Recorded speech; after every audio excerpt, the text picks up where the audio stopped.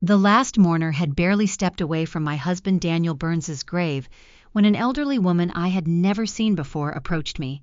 She moved slowly, leaning on a polished wooden cane, yet her eyes were steady as if she had been waiting for this exact moment. Without introducing herself, she slipped an old brass key into my trembling hand. "Daniel prayed you'd never need this," she whispered, "but now it's finally yours." Before I could stop her, she disappeared into the crowd. I looked down at the key.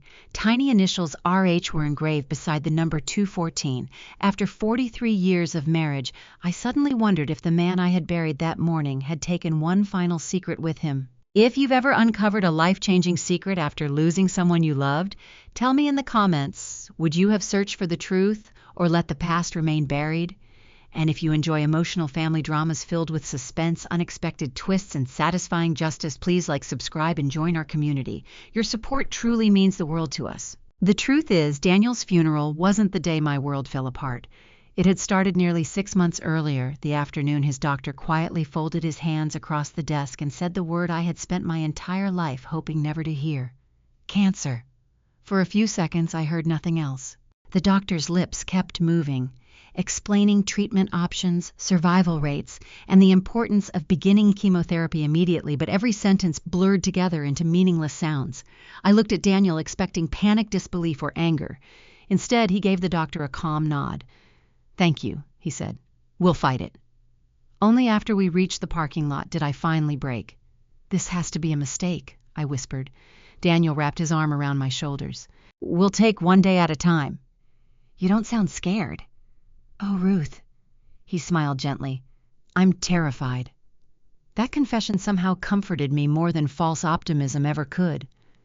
For the next several months, our lives revolved around hospitals, pharmacies, and doctor's appointments. Every Tuesday meant chemotherapy. Every Wednesday meant exhaustion. Every Thursday, I searched his face, praying to see even the smallest sign that the treatment was working. Some days he looked stronger. Most days he didn't. I retired from teaching years earlier, so caring for Daniel became my full-time purpose. I learned how to organize medications, prepare meals he could tolerate, and recognize the difference between ordinary fatigue and the kind that required another trip to the emergency room. What I never learned was how to watch the man I loved disappear a little more each week. Medical bills arrived almost daily.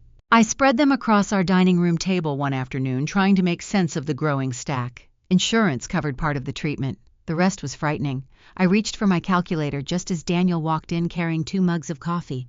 He glanced at the paperwork and sighed. "You're worrying again." "Someone has to." "We'll manage." I shook my head. "Daniel, these bills are enormous." He pushed the papers aside and placed the coffee in front of me. "Money isn't what you should be thinking about." "Then what should I be thinking about?" He smiled. "Making memories while we still can." I forced myself to smile back, but his answer only deepened my anxiety. How could I stop worrying about money when every hospital visit seemed more expensive than the last? Looking back now, I realized something else. Daniel never once looked concerned about paying those bills. Not once. At the time, I thought he was simply protecting me from additional stress. Now I know there was another reason. Our son Ethan began visiting almost every weekend after Daniel became ill. At 42, he had built a successful career as a financial advisor. He always arrived dressed neatly, carrying groceries or offering to fix something around the house. He truly was helpful. But little by little, our conversations changed. One Saturday afternoon, while Daniel slept upstairs after chemotherapy, Ethan stood beside me in the kitchen. "Mom, have you and Dad updated your estate plan recently?" I looked up from the vegetables I was chopping. "That's an unusual question. I'm just thinking ahead. Your father is still alive." "I know." "Then let's focus on helping him get better." He nodded. "Of course." But the subject didn't disappear. A week later, he asked whether the house deed was organized. Another weekend, he wondered if Dad still managed all the investment accounts himself. Then he asked whether we had considered selling the house if medical expenses became overwhelming. Each question sounded practical, reasonable, responsible even. Still, something about the frequency of those conversations left me uncomfortable. I couldn't explain why. Sarah, our daughter, was different in every possible way. At 39, she worked as a pediatric nurse in Charlotte, North Carolina. Her schedule was demanding, yet whenever she managed a few days off, she drove nearly 8 hours just to spend time with us. She never asked about finances. She never mentioned wills. She simply hugged her father, cooked his favorite meals, cleaned the kitchen before I could stop her, and somehow always knew exactly when I needed someone to tell me everything would be all right. One evening, she found me crying quietly in the laundry room. Without saying a word, she wrapped her arms around me. After a long silence, she whispered, "You don't have to carry all of this alone." For the first time in weeks, I allowed myself to cry without trying to hide it. Daniel loved having both children together. Whenever Ethan and Sarah visited at the same time, he insisted we eat dinner around the old oak table where we'd shared family meals for decades. Even during the worst weeks of treatment, he found enough strength to make everyone laugh. He told old stories. He teased Ethan about his obsession with spreadsheets. He reminded Sarah how she'd once tried to rescue an injured squirrel by sneaking it into the house. For a little while, everything felt almost normal again. But there was one thing I couldn't understand. About once every month, Daniel insisted on leaving the house alone. By then, he was weak enough that walking from the driveway to the mailbox left him breathless. Yet on those particular mornings, he somehow found enough energy to get behind the wheel. "I'll go with you," I offered every time. "No," he'd answer with a gentle smile. "I can drive. I need to do this myself." "Where are you going?" "Just visiting old friends." It seemed like an innocent explanation. After all, Daniel had lived in Columbus his entire life. He certainly had old friends. Still, I never met a single one of them. The final trip happened less than 2 weeks before he died. He returned home looking exhausted. His shoes were covered in dust. His jacket carried the faint scent of old wood and paper instead of the hospital disinfectant that had become so familiar. "Did you have a good visit?" I asked. He smiled with a peace I hadn't seen in months. "The best one." That evening, he held my hand while we watched the sunset from our back porch. "I love you, Ruth." "I love you too." "If someday you have questions," I interrupted him before he could finish. "I don't want to talk about someday." He kissed my forehead. "I understand." Those were the last meaningful words we shared before his condition suddenly worsened. Now, less than 12 hours after his funeral, I sat alone in the quiet living room. The sympathy flowers still filled the house. His favorite chair remained exactly where he'd left it.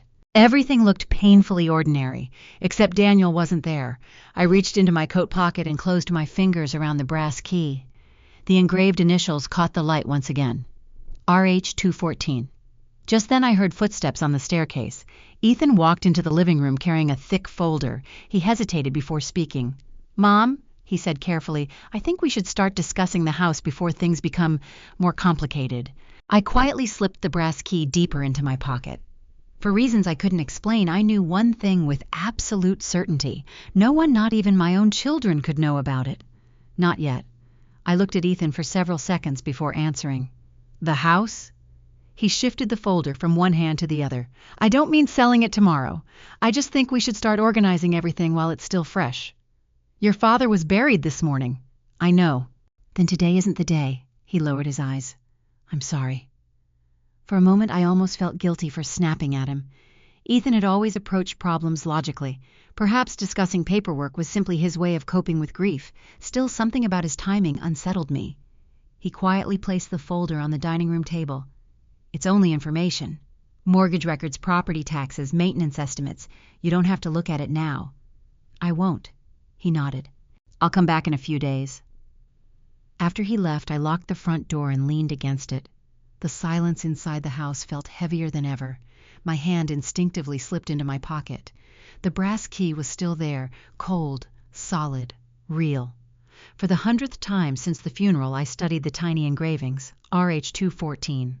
The letters meant nothing to me, yet somehow they felt more important than every legal document Ethan had just placed on my table. I carried the key upstairs to our bedroom and opened the small cedar jewelry box where I kept my wedding ring, family photographs, and other precious keepsakes.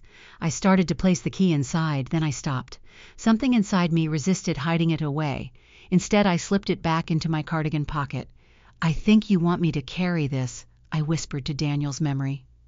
The thought sounded foolish, yet it also felt strangely comforting. The next morning I woke before sunrise.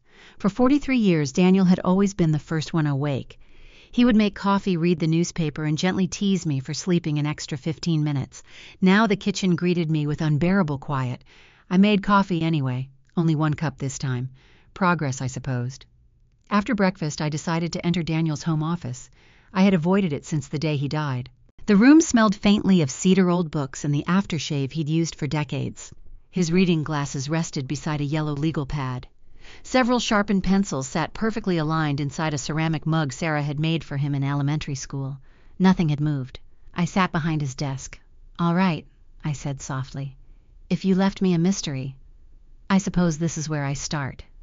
The top drawer contained exactly what I expected: insurance papers, utility records, tax returns, everything arranged with Daniel's usual precision. The second drawer held instruction manuals for appliances we no longer owned. That made me smile. He had never thrown away a manual in his life. The third drawer contained family photo albums. I flipped through them slowly. Vacations, birthdays, Christmas mornings, Sarah learning to ride a bicycle, Ethan proudly holding his high school diploma, our 40th wedding anniversary. There was happiness on every page, nothing unusual, nothing hidden. Then my attention shifted toward the bookshelf. Nearly 30 leather-bound journals stood neatly arranged by year. Daniel had written in them almost every week since his early 30s. He once told me writing helped him remember the ordinary days because those were the ones people forgot first. I pulled out the oldest volume. It described our honeymoon in Maine. Another recorded our first Christmas in this house. Another celebrated Sarah's birth. Hours passed as I turned page after page, laughing, crying, remembering. Then I reached the journals from the previous 3 years. Something immediately felt wrong. The entry for May ended normally. The next page should have begun in early June. Instead, it began in August. I frowned. Perhaps he'd skipped a few weeks. I checked the binding. No. Several pages had been carefully removed, not torn, cut, almost surgically. My heartbeat quickened. I reached for another recent journal. Again, missing pages, another, the same. Every journal covering the last few years contained sections that had been deliberately removed. I spread 6 notebooks across the desk. A pattern slowly emerged. The missing pages always appeared around the same dates, the same weeks when Daniel had insisted on leaving the house alone to visit his so-called old friends. I leaned back in the chair. Daniel would never destroy his own journals. He treasured them too much, which meant either someone else had removed those pages, or Daniel had done so for a reason I couldn't yet understand. Neither explanation made sense. A knock at the front door interrupted my thoughts. I quickly closed the journals before heading downstairs. Benjamin Carter stood on the porch. Our longtime attorney looked more tired than he had at the funeral. "I hope I'm not interrupting." "Not at all. I brought a few documents that accidentally stayed in my briefcase yesterday." I invited him inside. As always, Benjamin carried himself with quiet professionalism. He placed several folders on the dining room table. "These are copies for your records." "Thank you." He glanced toward the staircase. "How are you managing?" "I'm trying. I know Daniel would be grateful." His words nearly brought me to tears. Benjamin and Daniel had known each other since college. If anyone understood my husband, it was him. An idea suddenly came to me. Casually I asked, "Benjamin, have you ever heard of someone named Rose Harper?" The reaction lasted less than a second. His shoulders stiffened, his eyes flickered toward my coat hanging near the front door. Then his expression returned to normal. "I can't say that I have." It was such a smooth answer that most people would have believed it. I didn't. Benjamin had one habit he could never control. Whenever he wasn't telling the complete truth, he rubbed his thumb against his wedding ring. He was doing it now, slowly, repeatedly. I decided not to challenge him. Instead, I smiled politely. Perhaps I remembered the name incorrectly. "That happens." He gathered his briefcase. "If you need anything, I'll call." After he left, I locked the door and stood perfectly still. Benjamin knew the name, I was certain of it, which meant the elderly woman at the funeral wasn't a random stranger. She had somehow been connected to Daniel, connected enough that Benjamin immediately recognized her name. Why deny it? I returned upstairs and opened the journals again. This time I searched more carefully. I examined the inside covers, the margins, every folded page. Finally, while lifting the last notebook from the shelf, something fluttered onto the floor. A small folded piece of yellow paper. I picked it up carefully. The handwriting belonged unmistakably to Daniel. Only one sentence appeared on the page. "Not everything belongs on paper." I read it again and again. It wasn't a diary entry. It wasn't a reminder. It felt like a message intended for whoever eventually searched his office. For me. My eyes drifted toward the brass key resting beside the journal. Suddenly the missing pages no longer frustrated me. Daniel hadn't erased them. He had protected them. Whatever those pages contained, he wanted me to discover the truth another way, somewhere beyond these walls, somewhere the brass key would eventually lead. I slipped the note into my purse beside the key. For the first time since Daniel's funeral, I no longer believed I was simply grieving my husband. I was following the path he had prepared for me long before he took his final breath, and I had the unmistakable feeling that my next answer wasn't hidden in this house at all. I barely slept that night. Daniel's handwritten note lay on my bedside table beside the brass key. Not everything belongs on paper. I read those 5 words so many times that they no longer looked like a sentence. They looked like an instruction. If the answers weren't inside his journals, then they had to exist somewhere else. The question was where? The following morning, I made myself a simple breakfast but barely touched it. My thoughts kept circling back to Benjamin Carter's reaction when I mentioned Rose Harper. He had lied. Not clumsily, not maliciously, deliberately. Benjamin had spent 40 years as an attorney. He knew exactly how to answer a question without technically answering it. But after knowing him for decades, I had learned to recognize the smallest changes in his behavior. Whenever he felt uncomfortable, he rubbed the gold wedding band on his left hand. He had done exactly that. I picked up my phone. Before I could second-guess myself, I dialed his office. "Carter and Associates. This is Ruth Burns." "One moment, Mrs. Burns." A few seconds later, Benjamin answered. "Ruth, I'd like to see you." There was a brief pause. "When?" "Now. I'll be here." His office looked exactly as it always had. Dark wooden furniture, shelves filled with legal books, family photographs arranged neatly beside framed certificates. Daniel used to tease Benjamin that his office hadn't changed since the 1990s. Benjamin always replied that if something worked, there was no reason to replace it. He greeted me warmly, but I noticed the concern in his eyes. "You sounded determined on the phone." "I am." He gestured toward the chair across from his desk. "Please." I sat down but didn't waste time. I reached into my purse and placed the brass key on the desk between us. Benjamin stared at it. His expression changed immediately. Not surprise, recognition. He knew exactly what he was looking at. After several long seconds, he quietly leaned back. "So, you found it." I folded my hands. "You knew this key existed?" "Yes. You knew someone would eventually give it to me." He hesitated. "I hoped they would." "They..." Benjamin realized his mistake. He sighed softly.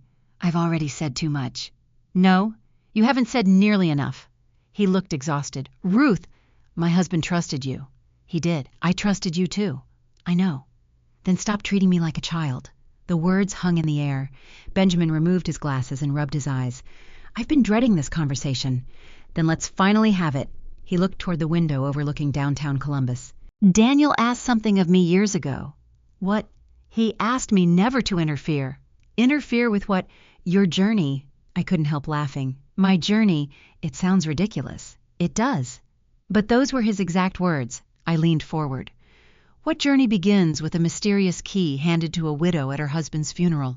Benjamin's face softened. "One that he hoped you would never have to take." I looked down at the brass key. "Rose Harper said almost the same thing." His eyes lifted. "So you've met her?" "There. You admitted it." Benjamin closed his eyes briefly. "I suppose I did." "So who is she?" "I can't answer." "Why?"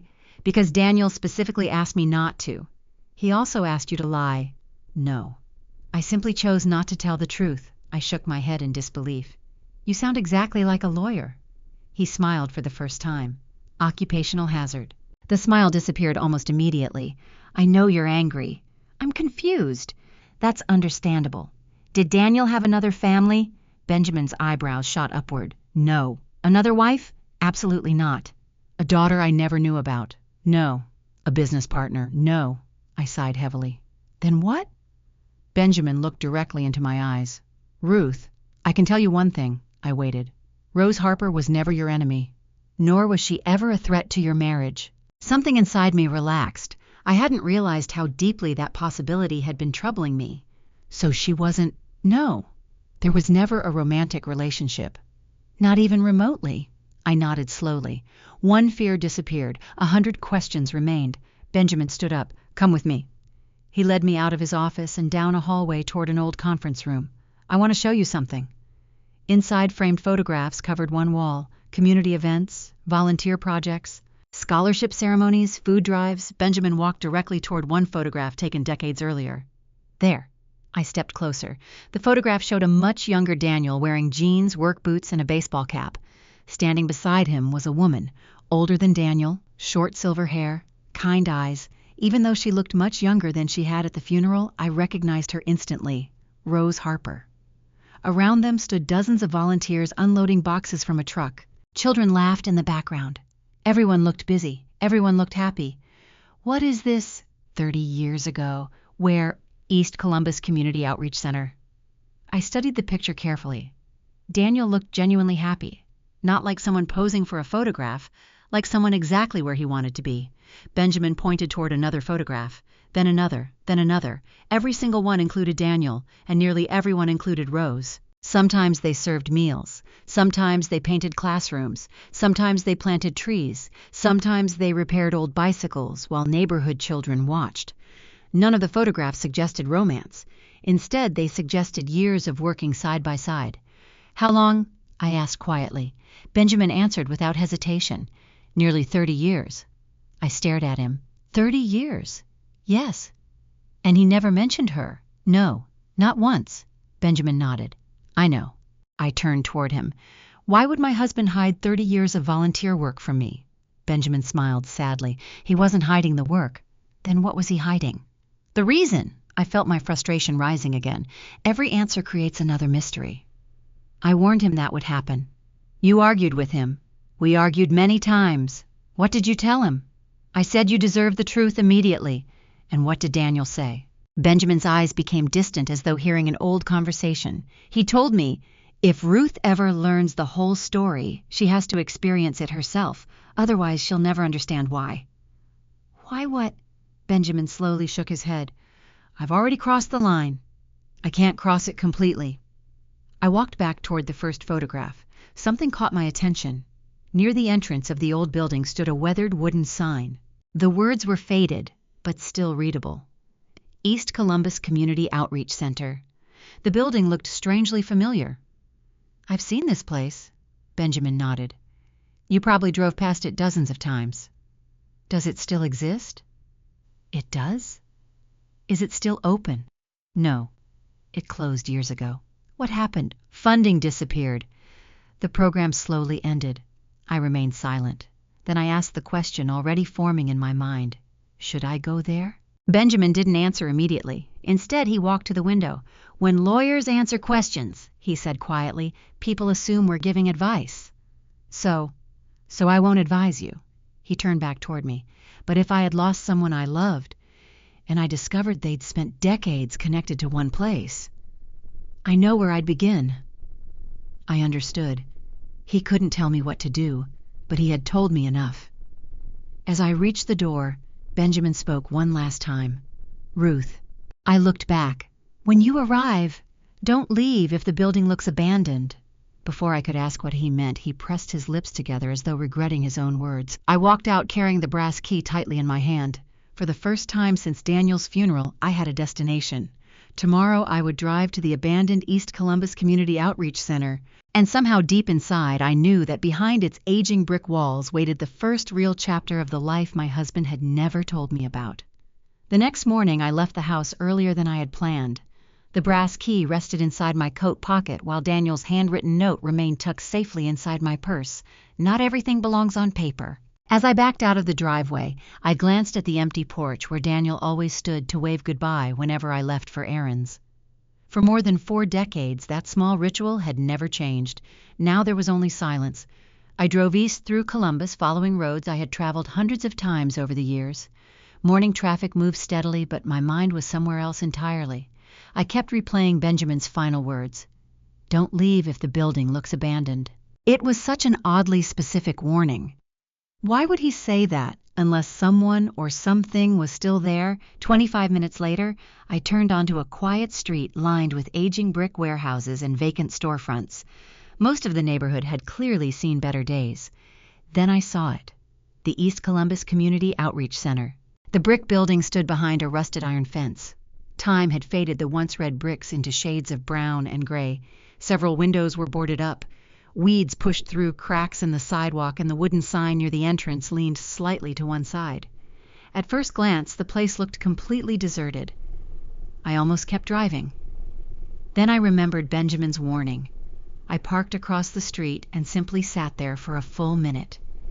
"This mattered to you," I whispered. "So it matters to me." Taking a deep breath, I crossed the street.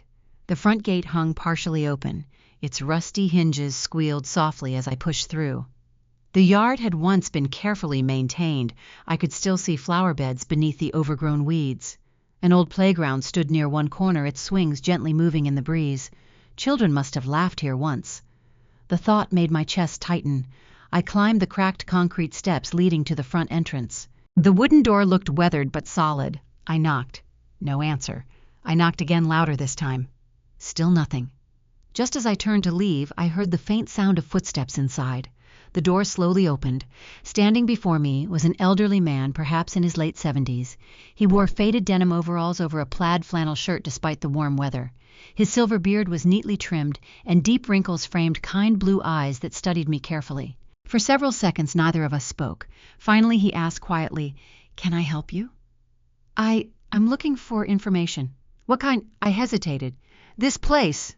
His expression didn't change. "We've been closed for years." "I know. I'm looking for someone." "Who?" "Rose Harper." The moment I spoke her name, his eyes sharpened. "Who are you?" "My name is Ruth Burns." His posture changed instantly. "Burns?" "Yes." "As in?" He stopped himself. "My husband was Daniel Burns." The old man's face softened with unmistakable sadness. "So, it finally happened." I frowned. What finally happened? He looked toward the sky for a long moment before answering.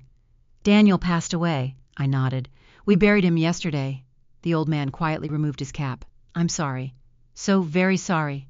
His grief seemed genuine. Not polite, not formal, personal. "You knew him." "I knew him for nearly 30 years. I've never seen you before." He smiled faintly. "That was intentional." "What do you mean?" "Come inside." For just a moment I hesitated, then I followed him into the building. The lobby smelled of old wood dust and fresh coffee. Fresh coffee. That surprised me. Someone was clearly still using the building.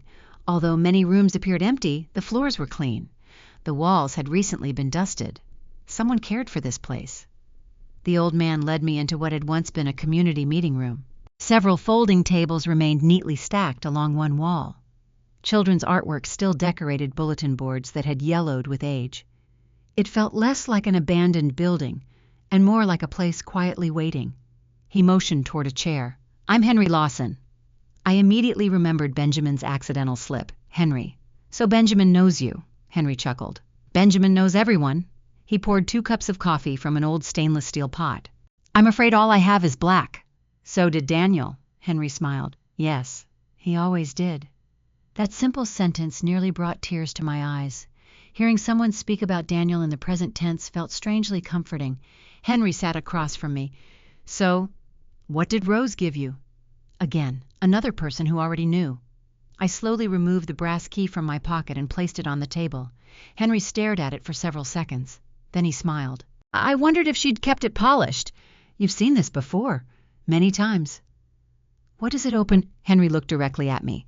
"That's not the important question." I sighed. "I'm getting tired of mysterious answers." "I imagine you are." "Everyone keeps acting as though I'm supposed to solve some puzzle." Henry nodded thoughtfully. "Daniel always believed people value answers more when they discover them themselves. I don't." "I'd be perfectly happy if someone simply explained everything." He laughed. "So was I." We both smiled for the first time since meeting. Then his expression became serious again. "Ruth, can I ask you something?" "Of course." "What kind of man was Daniel at home?" The question caught me off guard. "What do you mean?" "What made him happiest?" I thought for a moment. "Quiet evenings, our garden, watching baseball, playing with our grandchildren, helping neighbors." Henry smiled knowingly. "That sounds exactly like him." "Why?" "Because he never changed." I frowned. "Never changed from what?" "From the first day I met him." "When was that, in 1994? "And Rose? About a year before?" "So the 3 of you worked together?" Henry nodded. "For a very long time." "Doing what?" He looked around the empty room. This building once helped hundreds of families. After-school programs, food distribution, emergency housing referrals, job training. Daniel volunteered almost every week. I blinked. Every week? Almost without exception.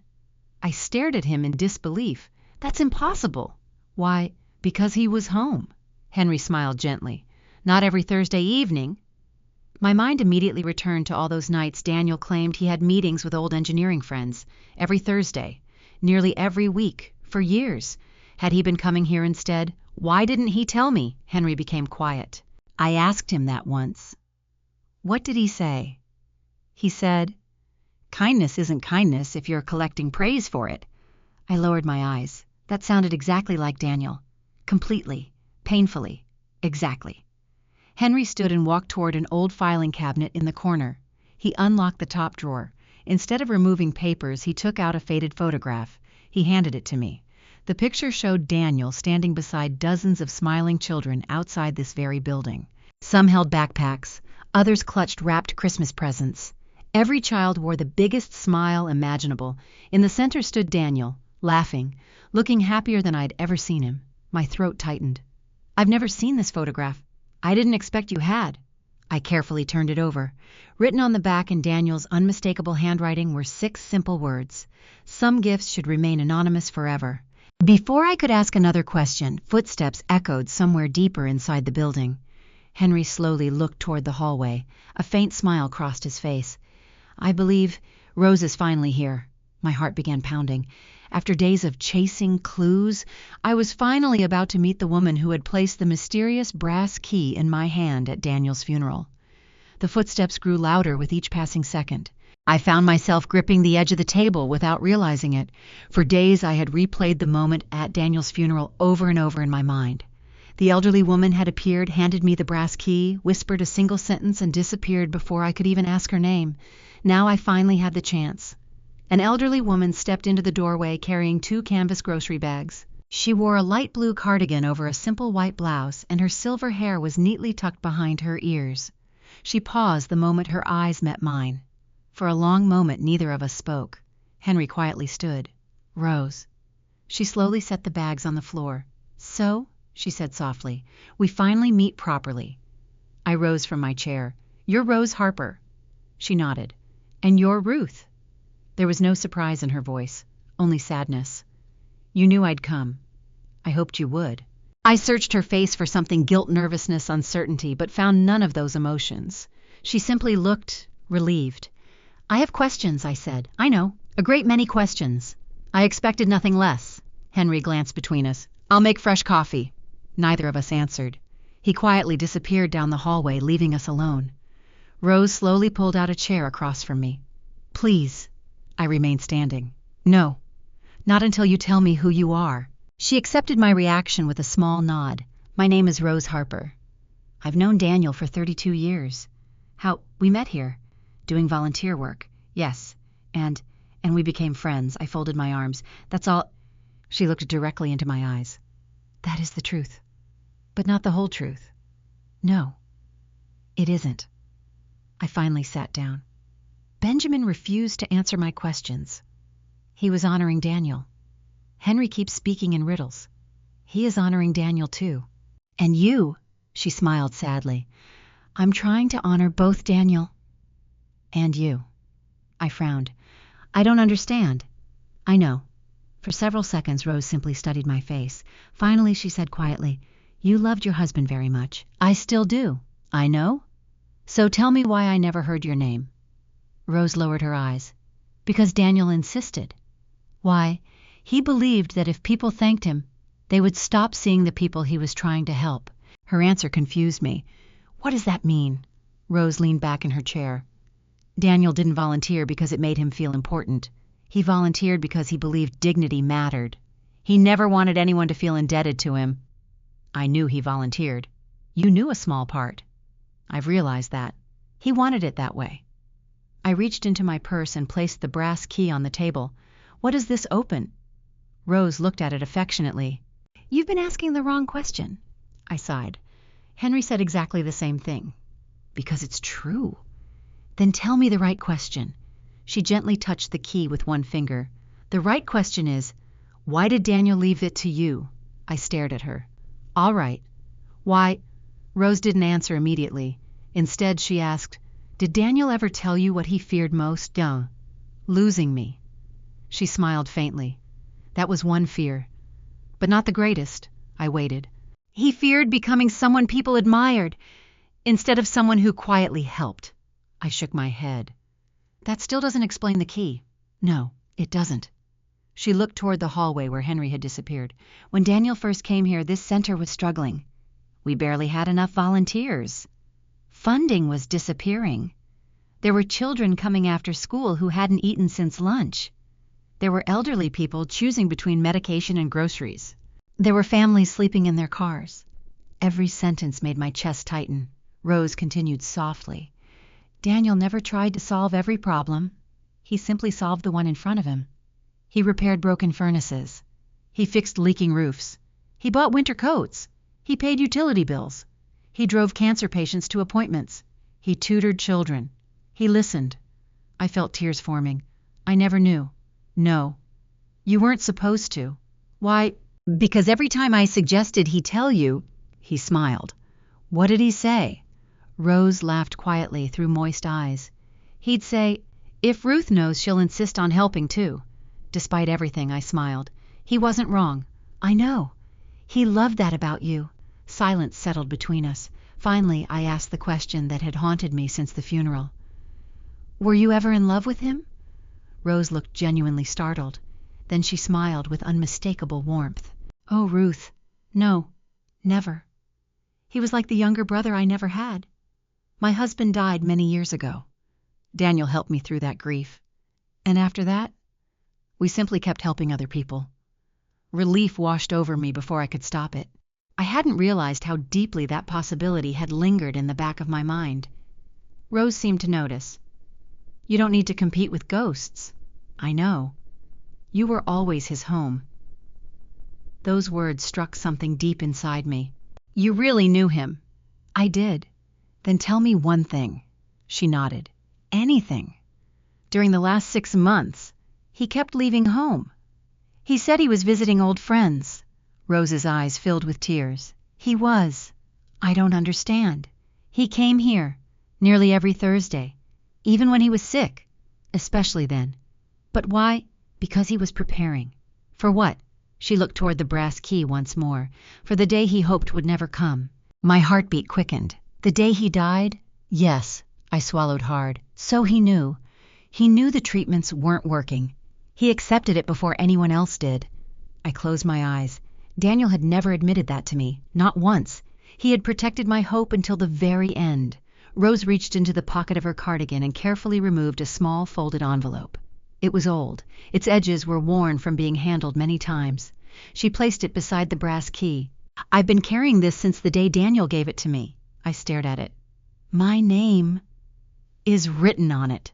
It was, in Daniel's unmistakable handwriting, for Ruth only after she finds me. I looked up. What is this? Rose gently pushed the envelope toward me. The first thing Daniel wanted you to read. My fingers hovered over it. Every instinct urged me to open it immediately. But before I could break the seal, Rose quietly placed her hand over mine. Not yet. I looked at her in disbelief. What now? You haven't reached the place where he wanted you to read it. I almost laughed in frustration. There's another place, she nodded. The key. It isn't meant for this building. It never was. I stared at the brass key. So where does it belong? Rose slowly smiled. Locker 214. The place Daniel prayed you would never have to visit. I stared at the brass key lying beside the sealed envelope. So the key doesn't belong here. Rose gently shook her head. No, it never did. Then why bring me here first? Because Daniel wanted you to understand who he was before you discovered what he left behind. I frowned. And if I'd opened whatever the key unlocks first, you would have seen the evidence. She smiled softly, but not the heart behind it. For the first time since Daniel's funeral, I stopped fighting the mystery. Instead, I listened. Rose carefully slid the envelope back toward herself. I'm going to keep this for a little longer. I couldn't hide my disappointment. You still don't trust me. I trust you completely. Then why? Because Daniel asked me to place this letter in your hands only after one final step. What final step? You must open locker 214. I glanced at the brass key. Where is it? Rose looked toward Henry, who had quietly returned, carrying 3 fresh mugs of coffee. Henry answered for her. Downtown. A private storage archive. It isn't the kind of storage facility people rent for furniture. What is it? A secured records vault. My eyebrows knitted together. Records, Henry nodded. Individual lockers. Fireproof, climate controlled. Most people store legal papers or valuables there. So Daniel rented one. For many years, I looked from Henry to Rose. If he rented it for years, why didn't I ever know? Rose smiled sadly. Because every time he renewed the lease, he did it on Thursdays. The Thursday trips. Everything was beginning to fit together. I suddenly remembered Daniel coming home one evening with dust on his shoes. At the time, I had assumed he'd visited an old construction site. Now I wondered if he'd been visiting that storage facility instead. When was the last time he went there? I asked. Rose answered quietly. 12 days before he died. Exactly as I remembered. He knew he was dying. Yes. And he still drove himself. He insisted. Henry smiled faintly. I offered to take him. So did I. He refused both of us. Why? Henry chuckled. Because Daniel believed there were some walks a person had to make alone. That sounded exactly like my husband. Independent, stubborn, quietly determined. Rose reached into her purse and removed a small business card. She placed it beside the key. The card read Franklin Secure Records Archive Locker Division. A downtown Columbus address was printed beneath the name. They're expecting you, she said. I blinked. Expecting me. The manager knows Daniel passed away. How? He informed them months ago. What? He updated the account after his diagnosis? A chill ran through me. Daniel hadn't simply prepared a locker. He had prepared for his own death. Every detail, every instruction, every step. When can I go? Rose exchanged a quick glance with Henry. Today, if you're ready. I looked at the clock. It was only a little after 11. I'll go now. Henry stood immediately. I'll drive. I have my own car. I know. But Daniel asked one favor of me. What favor? If this day ever came, I wasn't to let you walk into that building alone. I smiled despite myself. He really planned everything. Henry laughed. That's one way of putting it. Rose stood and gently embraced me. The hug surprised me. It wasn't awkward. It wasn't forced. It felt like the embrace of someone who had spent years protecting a promise. Whatever you find, she whispered, remember something. What? It was never about hiding things from you. It was about protecting what mattered most. Before I could ask what she meant, she stepped back. Go. I'll see you afterward. Henry followed me in his old pickup truck as I drove toward downtown Columbus. Traffic was heavier than usual, giving me far too much time to think. Questions filled my mind. Was there money inside Locker 214 jewelry, another evidence that Daniel had secretly donated our savings, or perhaps something far worse? I hated myself for even considering it, but grief has a way of planting impossible fears. What if Daniel had lived another life? What if there were secrets so painful he'd believed I could never forgive them? I gripped the steering wheel tighter. No, I whispered aloud. Not Daniel. Deep down I knew the man I'd married. Didn't I? 30 minutes later, the GPS announced our destination. Franklin's Secure Records Archive occupied a modern 3-story building of steel and concrete. There were no large signs, no display windows, only discreet lettering beside the entrance. The place looked more like a private bank than a storage facility. Henry parked beside me. You all right? I don't know. He nodded. That's an honest answer. Inside the lobby was quiet. Soft instrumental music played through hidden speakers. A woman behind the reception desk greeted us politely. Good afternoon. Can I help you?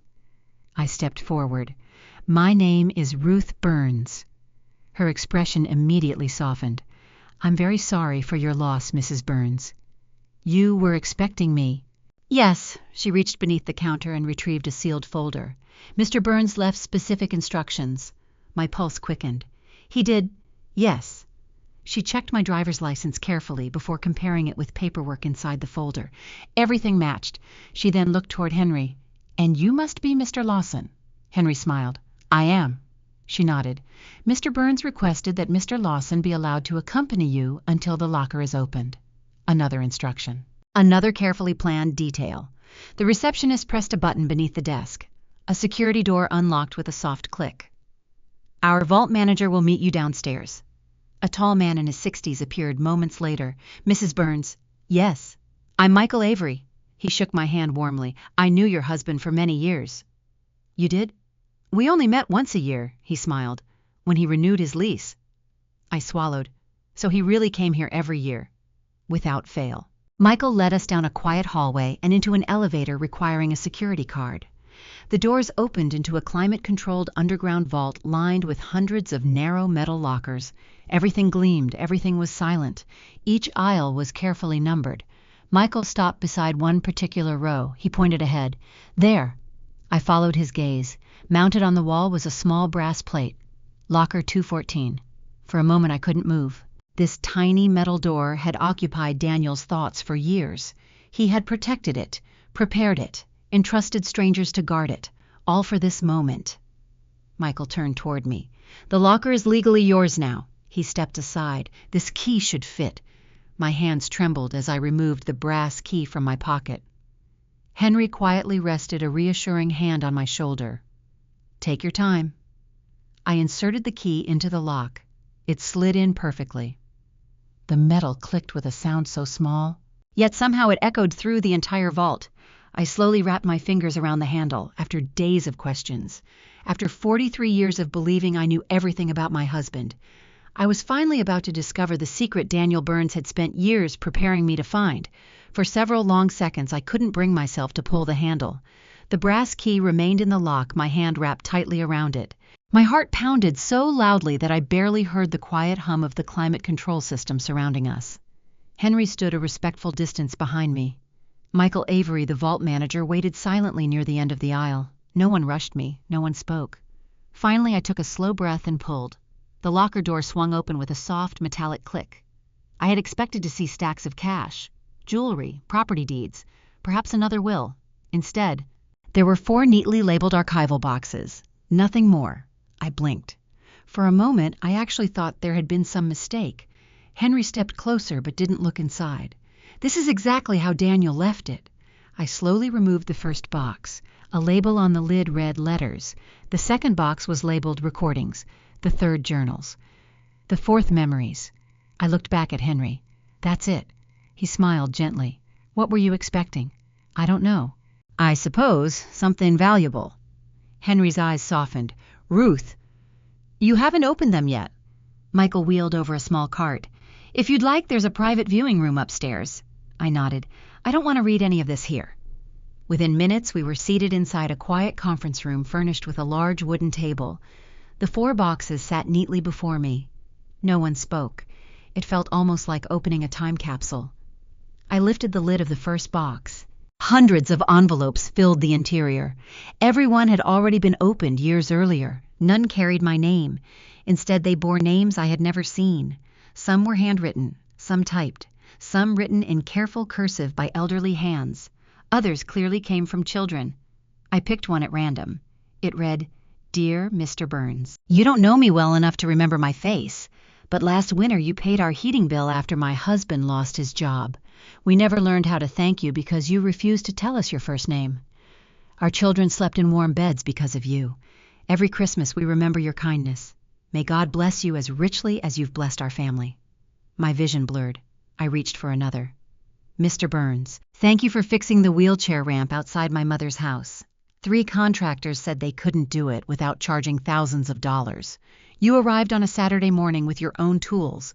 When I asked what I owed you, you smiled and said, 'Help someone else when you can.' Another letter, another family, another life. Each one described an act of kindness. None mentioned publicity, none mentioned recognition.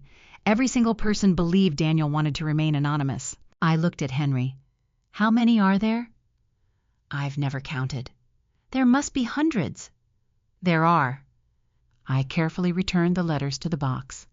My hands were trembling again. "Why didn't he tell me?" Henry answered quietly.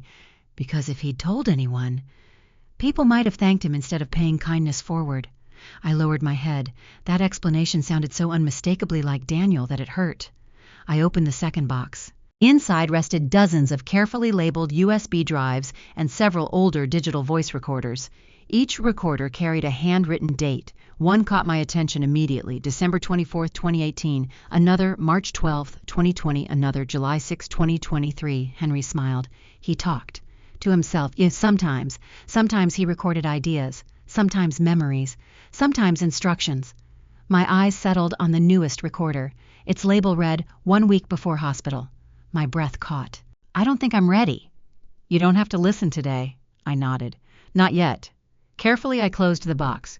The third container contained journals. Unlike the ones in Daniel's office, these were complete. No missing pages, no torn sections. Every notebook was numbered. Volume 1, Volume 2, Volume 3. There were only 6 in total. I opened the first. The very first sentence read, "If Ruth is reading this, then I've failed at my greatest hope, that I would live long enough to tell her everything myself." Tears instantly filled my eyes. Henry quietly handed me a tissue. I laughed weakly. "I've cried more in 1 week than I have in 20 years. That's allowed." I continued reading. Daniel hadn't written about engineering. He hadn't written about home repairs. He hadn't written about retirement. Instead, every page described people, families, children, widows, veterans, neighbors, not names, stories. One entry described helping a teenage boy earn a GED after dropping out of school. Another told of secretly replacing a widow's broken furnace during the middle of winter. Another detailed organizing volunteers after a neighborhood apartment fire displaced dozens of families. Every story ended exactly the same way. No one must know who paid. Again and again, the same sentence, almost like a personal rule. I closed the journal. "I don't recognize any of these stories." "You weren't supposed to." Henry's voice carried no judgment, only affection. He believed kindness became smaller the moment it became a performance. My eyes drifted toward the final box. Memories. It was noticeably lighter than the others. I lifted the lid. Inside lay dozens of children's drawings, crayon pictures, construction paper cards, tiny handmade ornaments, friendship bracelets, photographs. Each one had been carefully preserved in plastic sleeves. One drawing showed a smiling stick figure wearing glasses beside a much smaller child. Across the top, written in uneven green crayon, were the words, "Thank you, Mr. D." Another card read, "You fixed my bike." Another simply said, "You came back." That one nearly broke me. You came back. 3 simple words. How many promises had Daniel quietly kept that I never even knew existed? I found myself smiling through tears. "I always thought he spent too much time fixing neighbors' lawnmowers." Henry laughed. "He did. But not only lawnmowers." I picked up a photograph.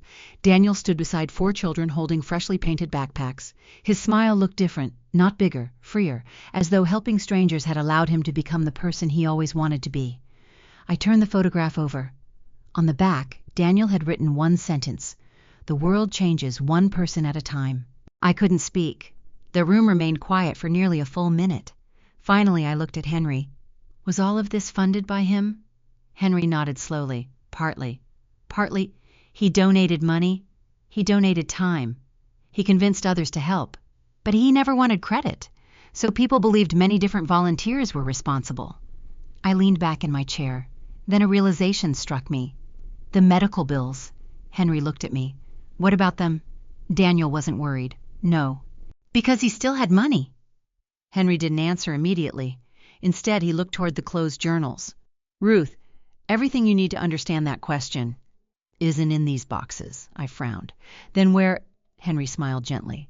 "In Daniel's own voice." My eyes shifted toward the box labeled recordings. For the first time since opening locker 214, I understood. The letters showed what Daniel had done. The journals explained why. But the recordings would allow me to hear my husband's voice again. And somehow I knew that when I finally pressed play, nothing about the man I thought I knew would ever be the same again. For nearly 10 minutes, I simply stared at the box labeled recordings. I wasn't afraid of what Daniel might say. I was afraid of hearing his voice. Since the day he died, I had replayed every voicemail I could find on my phone until I knew each word by heart. Those messages were ordinary reminders asking whether we needed milk, telling me he'd be home late after helping a neighbor, wishing me good morning when I visited Sarah for a weekend. But this was different. These recordings had been made for a purpose. For me. Henry quietly stood. "I'll wait outside." "You don't have to." "I think I do." He smiled gently. Some conversations should only happen between husband and wife. I nodded gratefully. After he left, I closed the conference room door. The silence became almost sacred. I picked up the newest digital recorder. Its label read, "1 week before hospital." My thumb hovered over the play button. Then before I could lose my courage, I pressed it. For a second there was only static. Then I heard him. "Hello, sweetheart." The room disappeared. My chest tightened so suddenly that I couldn't breathe. Daniel's voice was exactly as I remembered, warm, calm, gentle. "I have a feeling you're listening to this because things didn't go the way I prayed they would." Tears immediately blurred my vision. "I hoped I'd be sitting beside you one day laughing about how unnecessary these recordings turned out to be." A brief pause. "If that's not what happened..." "I'm so sorry." I covered my mouth to stop myself from sobbing. Even in a recording made before his death, Daniel's first concern was comforting me. "I know you're probably angry. I wouldn't blame you. You've discovered that I kept part of my life hidden." Another pause. "I never wanted secrets between us. I wanted surprises. And unfortunately, life doesn't always let us choose the difference." I wiped away tears and kept listening. "You've probably already met Rose." I laughed softly through my tears. "Yes," I whispered. "I have." "If you trusted her enough to keep going, then I know you're beginning to understand." "I asked Rose and Henry to answer your questions slowly. Not because I wanted to frustrate you, but because some truths only make sense after you've taken the journey yourself." I leaned back in my chair. That explained everything. Benjamin, Rose, Henry, every one of them had been following Daniel's instructions. "I'm sure you're wondering why I didn't simply tell you everything." I asked myself that question 1,000 times. I almost told you every Thursday night when I came home. I almost told you while we drank coffee in the garden. I almost told you during our evening walks. His voice cracked slightly. But every time, I imagined what would happen. You would immediately join me. A smile formed despite my tears. He knew me perfectly. And then, people would stop accepting help. They'd spend their time thanking us. I never wanted gratitude. I wanted dignity. Those words settled deep inside me. I suddenly remembered dozens of evenings when Daniel had quietly left envelopes inside neighbors' mailboxes or disappeared for an hour with his toolbox. I had never questioned him. Helping people was simply who he was. I just hadn't realized how much of his life had been devoted to it. The recording continued. "Sweetheart, do you remember our first apartment?" I laughed softly. How could I forget? The tiny place with the leaking bathroom ceiling, the broken heater, the ancient stove that only worked if you kicked it. We didn't have much, but we had enough. One winter, an older couple living downstairs secretly left groceries outside our door. You cried. So did I. We never discovered who they were. But I promised myself something that night. If I was ever fortunate enough to help someone else, I'd do it the same way. No names. No applause. No debt. My tears began falling again. Daniel had never told me that story. Not once. I wasn't hiding generosity from you. I was protecting the people receiving it. I never wanted anyone to feel smaller because I had a little more. He paused for several seconds. Then he chuckled quietly. "I can almost hear you arguing with me." "Daniel Burns, we could have helped twice as many people if you'd let me come." I laughed out loud. "You're absolutely right. I know you. I've always known you. And that's exactly why I couldn't tell you." He laughed with me. Hearing that familiar laugh filled the room with a warmth I hadn't felt since before his illness. Then his tone became more serious. "I need you to understand something. I never spent money that belonged to our family without making sure you were secure. Our retirement, our savings, the house, Sarah, Ethan, everything I promised to provide was protected first." Only after hearing those words did I realize how much anxiety I'd been carrying. Part of me had worried Daniel had secretly given away everything we owned. He hadn't. He had protected us first. Only then had he helped others. "You'll eventually discover financial records. They'll answer every practical question. I don't want money to become the focus. It never was." I reached for another tissue. The room had become almost impossible to see through my tears. Daniel continued. "I've made mistakes. Many of them. I missed birthdays. I canceled dinners. I claimed I had meetings when I was repairing someone's roof. I told little lies to protect bigger truths. For those lies, I'm asking your forgiveness, I whispered through trembling lips. You already have it. The recording wasn't over. I need to talk about Ethan. My entire body tensed. Ethan loves us. But somewhere along the way, he began measuring success differently than I hoped. I've tried to show him another path. Sometimes I succeeded. Sometimes I failed. Please don't judge him too quickly. He still has time. Those words lingered heavily in the room. Daniel wasn't criticizing our son. He was asking me not to give up on him. I believe people can change. I've seen it happen hundreds of times. I believe Ethan can too. I lowered my eyes. Since the funeral, I'd been growing increasingly frustrated with Ethan's obsession over paperwork and finances. Yet Daniel still believed in him. That mattered. The recording neared its end. If you're listening to this, then you've already opened the locker. But you haven't discovered everything. The journals explain what I did. The letters explain who was helped. The recordings explain why. He paused once more. But one thing remains. The letter Rose is carrying. When she decides you're ready, read it slowly. It contains the one truth I could never bring myself to say out loud. His breathing became noticeably heavier. I love you, Ruth. I always will. And if you're crying right now, please smile once for me. You always looked most beautiful when you smiled through tears. The recording ended with a soft click. Silence returned. I sat motionless for what felt like forever. Then, almost without thinking, I smiled, just as Daniel had asked. Outside the conference room, I heard a gentle knock. Henry's voice came through the door. Ruth. I wiped my eyes. Yes. Rose just called. My heartbeat quickened. She said it's time. Time for what? Henry answered quietly.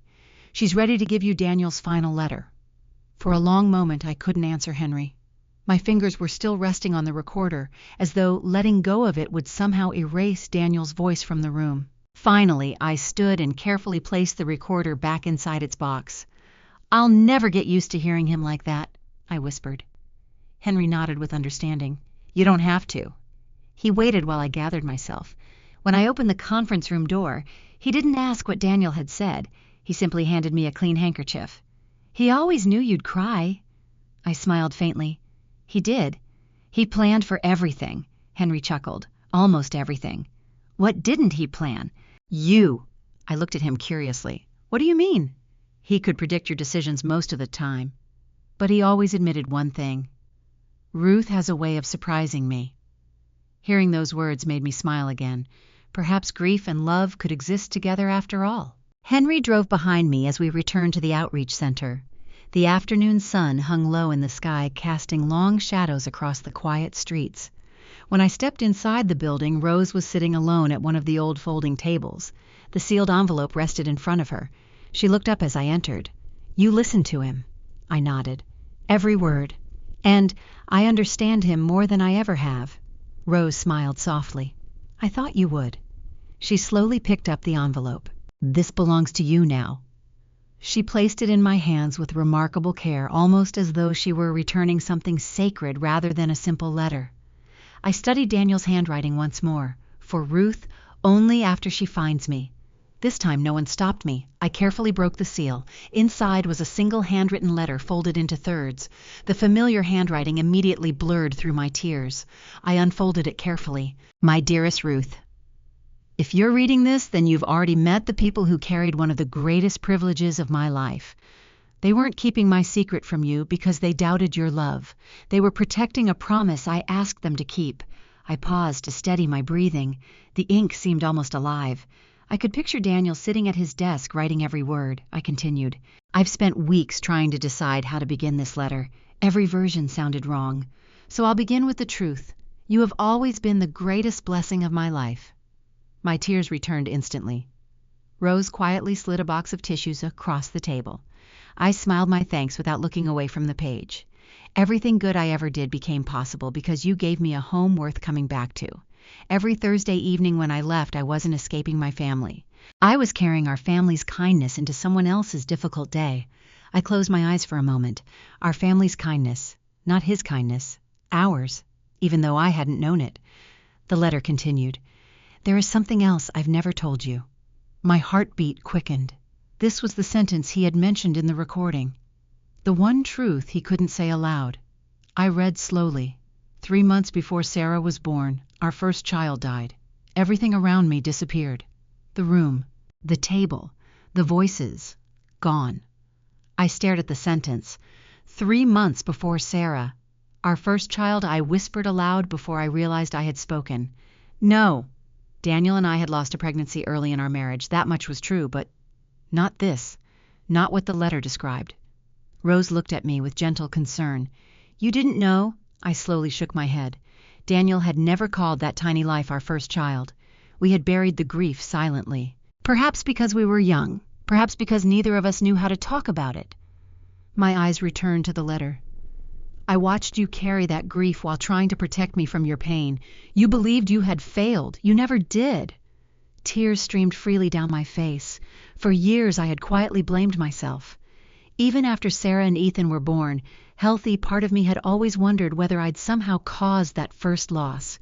Daniel had known. He had seen it. And he had never blamed me. The next paragraph explained everything. That loss changed me forever. I realized how quickly life could disappear without anyone noticing. From that day forward, I promised myself that if I ever had the chance to make someone else's burden a little lighter, I would never walk away. My hands trembled. The outreach center, the anonymous giving, the repairs, the scholarships, the food, the medical bills. Everything had begun with a grief we had shared, a grief I thought only I still remembered. Daniel had built 30 years of compassion upon the foundation of our deepest heartbreak. I could barely continue reading. You once asked why I always stopped to help strangers. I joked that broken things deserved another chance. The truth is, I was talking about people. A sob escaped before I could stop it. Rose quietly reached across the table and squeezed my hand. I finally understood. Daniel had never been trying to save the world. He had simply refused to let suffering pass by without answering it. The letter neared its end. Please don't spend the rest of your life trying to become me. Become yourself. Help when you can. Rest when you must. Laugh often. Forgive quickly. And please, don't let Ethan believe money is the only inheritance I left him. I paused again. Daniel had mentioned Ethan twice now. He was worried about our son. Not angry, worried. The final paragraph read, If one day Ethan asks why I spent so much time helping strangers, tell him this. The greatest investment you'll ever make is in a person who can never repay you. Everything else earns interest. Only love creates legacy. Forever yours, Daniel. I lowered the letter into my lap. No one spoke. Even Henry had removed his glasses and quietly wiped his eyes. After several minutes, I finally looked toward Rose. I thought the key would lead me to hidden wealth.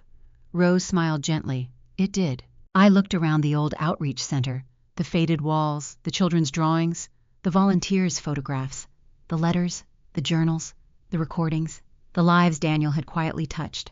For the first time, I understood what she meant. This was the inheritance my husband had wanted me to find, not because it could be measured, but because it could be continued. Just then, the front door of the outreach center opened. Heavy footsteps echoed through the hallway. A familiar voice called out, "Mom!" My heart skipped. It was Ethan, and judging by the determination in his voice, he hadn't come here by accident. For a brief second, no one moved. Henry looked toward the hallway. Rose quietly folded Daniel's letter and handed it back to me. "Keep it with you," she whispered.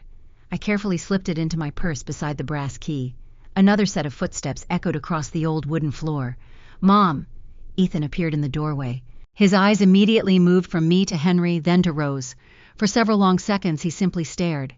"So," he finally said, "I guessed I'd find you here." I frowned. "You guessed." He gave a tired smile. "I followed you." I felt a flash of irritation. "You followed me." "I wasn't spying." "It certainly feels that way." I was worried. His answer caught me off guard. "Worried?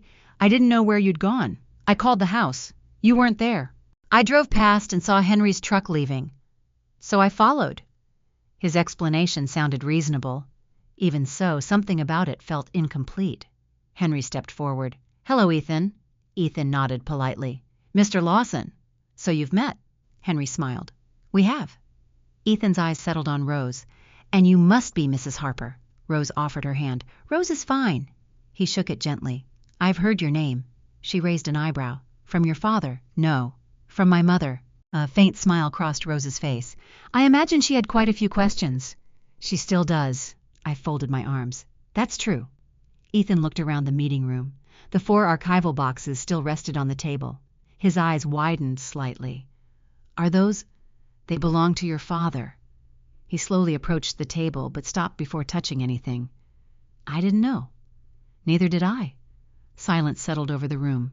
Finally, Ethan spoke again. I've been thinking. I waited. I owe you an apology. For what? For bringing up the house after Dad's funeral. His shoulders slumped. I wasn't trying to be insensitive. I was trying to fix something because I didn't know how to fix losing him. I looked at him carefully. His voice carried genuine regret. I know, I said quietly. I should have trusted that grief looks different for everyone. He nodded gratefully. Thank you. Rose quietly exchanged a glance with Henry, but said nothing. Ethan noticed the letter protruding slightly from my purse. What's that? I hesitated. A letter. From Dad. Yes. He looked down. Did he leave one for me, too? The question broke my heart. I don't know, Henry answered gently. He left something for everyone. Ethan looked surprised. For everyone? Rose smiled. Daniel prepared more carefully than most people realize. Ethan laughed softly. That sounds like Dad. He pulled out a chair and sat across from me. Mom, can I ask something? Of course. Did Dad really spend all these years helping people here? I nodded, and much more than I ever knew. He looked around the room again. I remember Thursdays. So do I. I always thought he was meeting old engineering friends. So did I. Ethan rubbed the back of his neck. I feel like I barely knew him. No. You knew him. Rose spoke quietly. You simply didn't know every chapter. Ethan absorbed her words. After a moment he asked, Mrs. Harper, were you close to my father? Rose smiled warmly. Very. He was one of my dearest friends. Ethan nodded. I wish he'd introduced us. So do I. There wasn't bitterness in her voice, only sadness. Henry walked toward an old bulletin board hanging on the wall. I think it's time. For what? I asked. For Ruth to understand what this place really became. He removed an old framed photograph from the wall and carried it to the table. It wasn't a family photograph. It was an aerial picture of downtown Columbus with several buildings circled in blue ink. What am I looking at? Henry pointed to the first circle. A food pantry. The original director volunteered here. He pointed to another. A free legal clinic. Benjamin helped establish it. Another. A veterans counseling center. Another. A scholarship office. Then another. A transitional housing program. I frowned. What do all these places have in common? Rose answered. They all began here. I stared at her. What? This outreach center wasn't simply a neighborhood charity. It became the starting point. The seed. Henry nodded. Every few years, someone who had once received help returned to help someone else. I slowly looked back at the photographs. The boy whose bicycle Daniel repaired later became a mechanic. He now repairs cars for struggling single parents at almost no cost. Rose pointed toward another picture. The young mother whose heating bill Daniel secretly paid now organizes winter clothing drives every December, Henry continued. The teenager Daniel encouraged to finish school. He became a teacher. He started an after-school tutoring program. Ethan leaned forward. So the people Dad helped kept helping others. Rose smiled. Exactly. I suddenly remembered something from Daniel's letter. Only love creates legacy. Now I understood. The legacy wasn't measured in dollars. It was measured in people. Henry opened one of the filing cabinets and removed a thick binder. Across the front was a simple handwritten title, Quiet Hands Network. What is that? Ethan asked. Rose answered. The name Daniel eventually gave us. Us. There were never just 4 or 5 volunteers. There were dozens, sometimes hundreds. Most never met each other. Why, to protect anonymity. Henry opened the binder. Each page listed projects completed over nearly 3 decades. Roofs repaired, scholarships funded, medical equipment purchased, emergency rent paid, food deliveries, school supplies, transportation, counseling, job placement. The list seemed endless. Beside every project appeared only initials, never full names, no photographs, no publicity, no awards. Ethan slowly turned page after page. His expression changed from curiosity to disbelief. My father helped organize all this, Henry nodded. Not alone. But he inspired much of it. Ethan looked overwhelmed. I spent years trying to become successful enough for Dad to be proud of me. Rose spoke gently. He was already proud. I don't think so. I know so. She smiled kindly. The last conversation I had with Daniel was about you. Ethan looked up immediately. About me? Yes. He said he admired your intelligence. But he worried you believed security came only from numbers. Ethan lowered his eyes. He wasn't completely wrong, Rose continued softly. He hoped one day you'd discover that generosity multiplies in ways money never can. The room fell silent. I watched my son's face carefully. For the first time since Daniel's illness began, I saw something I hadn't expected. Not defensiveness, not frustration, reflection. He looked at the thick binder again, then quietly asked, "Can I see where Dad worked?" Henry smiled. "I was hoping you'd ask." He led us through the old building, former classrooms, a pantry, a workshop filled with donated tools, an old kitchen. Every room carried memories of lives quietly changed. As we entered the workshop, Ethan suddenly stopped. On the workbench sat an old red metal toolbox. Its paint was chipped, its handle worn smooth. I recognized it instantly.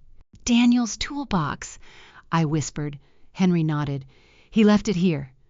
Ethan stepped closer and gently touched the handle. Taped to the inside of the lid was a small, handwritten note. In Daniel's familiar handwriting it read, "If Ethan is standing here one day, tell him there's still work to do." Ethan stared at the words without speaking. Then for the first time since his father's funeral, I saw tears fill my son's eyes. Ethan didn't wipe away his tears. He simply stood in front of the old red toolbox, staring at the note his father had left behind. "If Ethan is standing here one day, tell him there's still work to do." The workshop was completely silent. Dust floated through thin beams of afternoon sunlight streaming in from the high windows. The scent of sawdust and machine oil lingered in the air, making it feel as though Daniel might walk through the door at any moment, carrying a piece of broken furniture that needed repairing. Finally, Ethan spoke. "He knew I'd come here." Henry nodded. "He hoped you would." "Hoped. He never assumed." Ethan slowly ran his fingers across the worn handle of the toolbox. "I haven't picked up one of Dad's tools in years." I smiled faintly. "When you were 12, you insisted on helping him build our backyard deck." He laughed quietly through his tears. "I mostly handed him screws. You also hit your thumb with the hammer. I cried for 20 minutes. You refused to quit." For the first time in days, we both laughed together.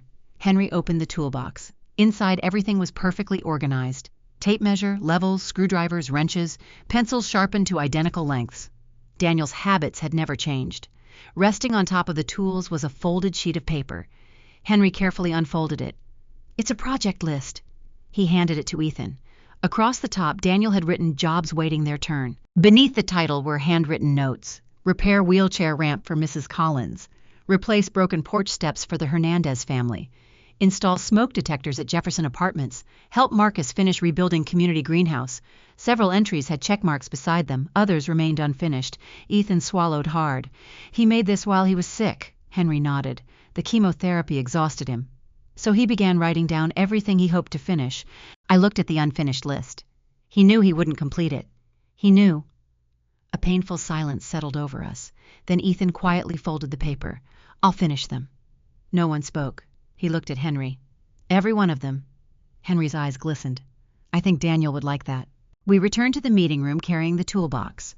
Rose was waiting where we'd left her, quietly sorting donated school supplies into cardboard boxes.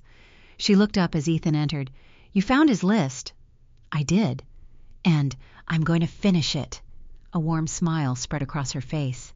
"I was hoping you'd say that." Ethan pulled out a chair. "I have questions." Rose laughed softly. "You're definitely Daniel's son." "I'd rather have answers." "So would your father."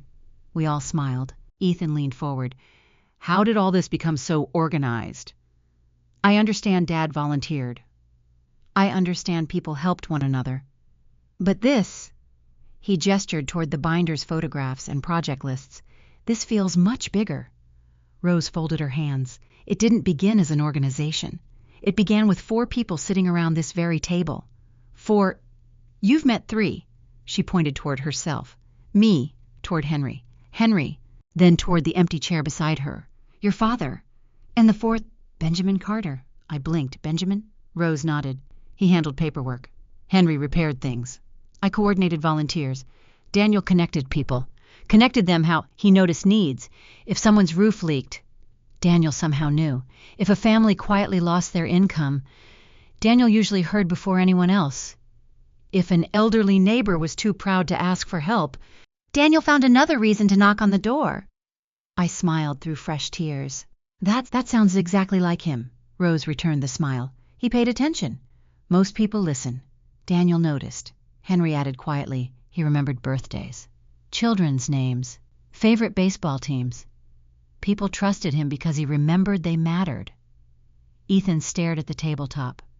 I spent years believing success meant becoming important. Rose gently shook her head. Your father believed importance came from making other people feel important. As evening approached, Rose unlocked another old cabinet. Inside were dozens of neatly labeled photo albums. There's something else Daniel wanted you to have. She placed the first album before me. Its cover simply read, Family We Never Knew. I opened it carefully. Each page contained photographs of people Daniel had helped over the years. But what caught my attention wasn't the pictures. It was the handwritten captions beneath them. Emma graduated nursing school. James opened his own bakery. Mrs. Collins celebrated her 92nd birthday. Marcus became a father today. I looked up. Daniel kept following their lives. Rose nodded. As much as he could. Not because he wanted credit, because he genuinely cared. Another page showed a smiling young woman standing beside a small restaurant. Beneath it, Daniel had written, She once needed groceries. Today she employs 12 people. The next page showed a man coaching a youth basketball team. Caption, Someone believed in him. Now he believes in others. I slowly turned page after page. None of these people knew they had become part of Daniel's private scrapbook. To him, their success had been the reward, not their gratitude. As the sun began setting outside the windows, Henry quietly excused himself to prepare dinner for the remaining volunteers who still occasionally used the building. That left Rose, Ethan, and me alone. Rose looked toward me. There's one final thing Daniel asked me to explain. I waited. The Quiet Hands Network. I nodded. You've mentioned it several times. It still exists. It does, very much. I looked around the aging outreach center. But this building is nearly empty. Rose smiled knowingly. The building isn't the network. The people are. She reached for one of the binders and opened it near the back. Instead of project records, I found a list of cities. Columbus, Cleveland, Cincinnati, Indianapolis, Louisville, Pittsburgh. Each city contained dozens of first names and phone numbers. What is this? Volunteers. So many. They all live by the same rule. What rule? Rose answered without hesitation. Help quietly. Accept no recognition. And when possible, give the person you help an opportunity to help someone else. I stared at the pages in disbelief. What started in this old building? Spread this far? Henry re-entered carrying a tray of sandwiches. It spread even farther. He smiled. Those are only the people we still keep in contact with. Ethan slowly leaned back. My father started something much bigger than I ever imagined. Henry shook his head. No, he simply lit a candle. Other people carried the flame.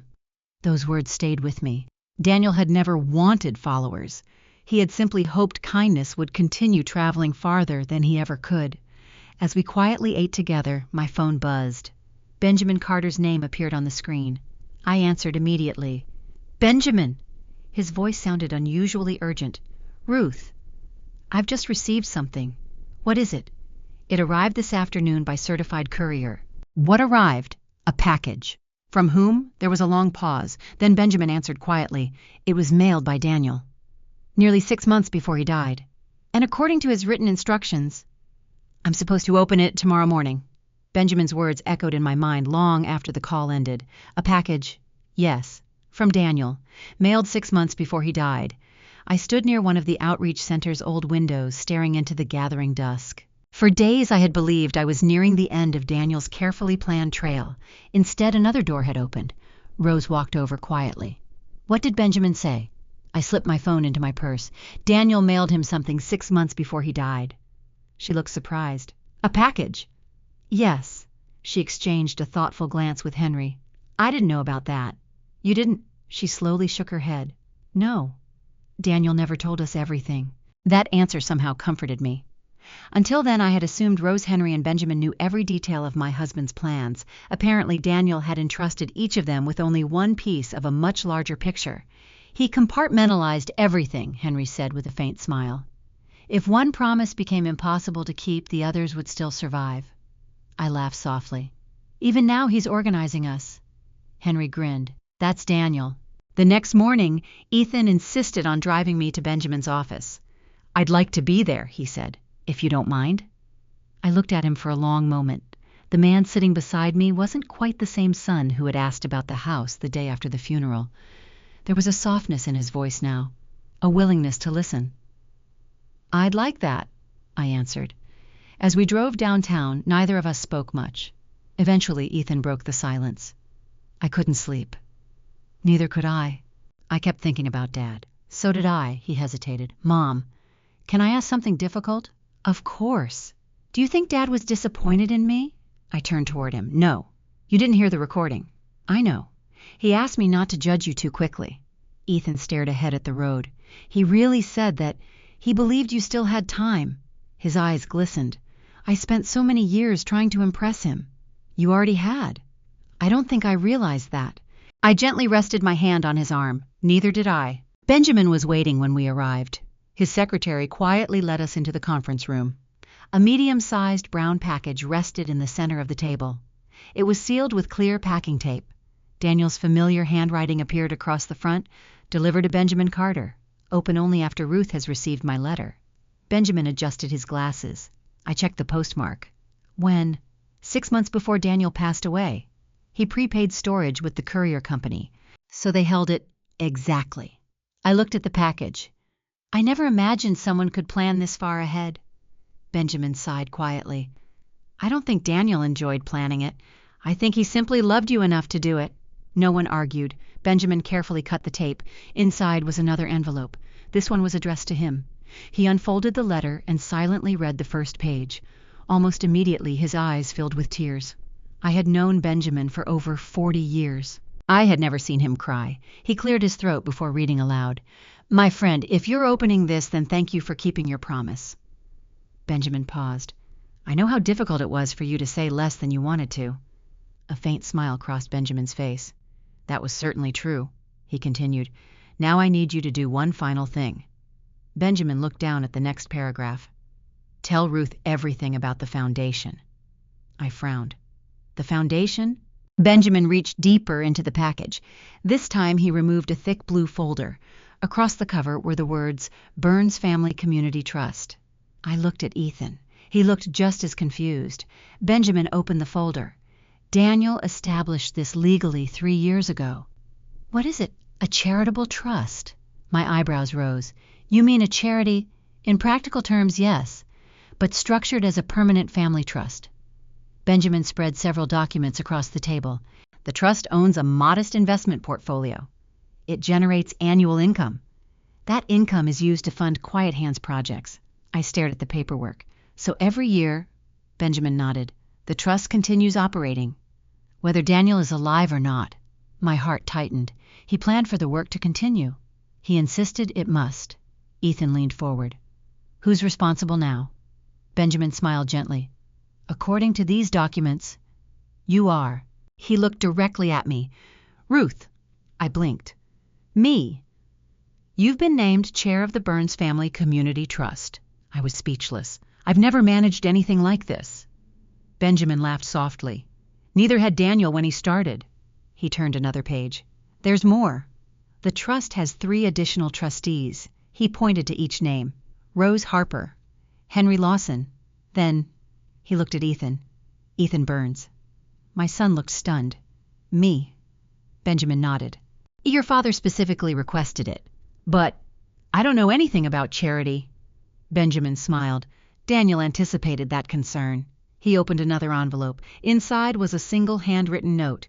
Ethan, if you're reading this, congratulations. You've just inherited the responsibility you've been avoiding your entire life.